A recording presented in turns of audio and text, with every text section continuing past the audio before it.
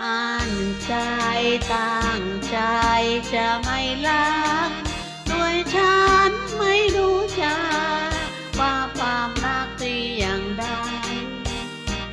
พอพบกันจิตใจก็มันเปลี่ยนไป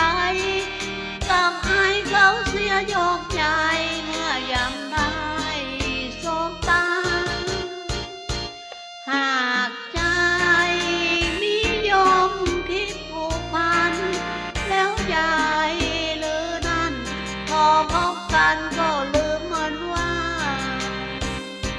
เดือนในกายชิดแรงทั่วไปทั้งหน้าต่างไฟคำมุมินยาลุมล้อมทั่วกายาไม่เคย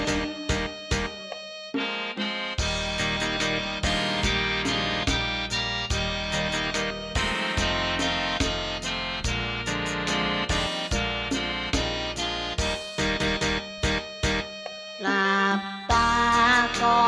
คอยแต่ไฟฝันน้ำเพลอ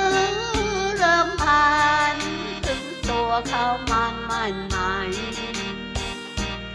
ดูหรือใจหากใจเพียงไหนไม่ไหวช่างคิดถึงเขาไงได้ไม่แน่งนายสักวันนี่คงรักเขาเสียแล้วสิเรา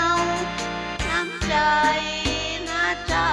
ใจของเราไม่จริงหรือนั้นเจอตัวเขา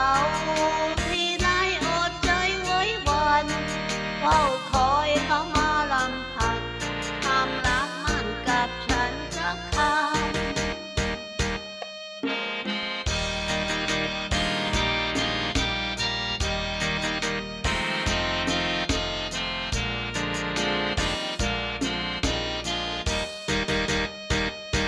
หลับตา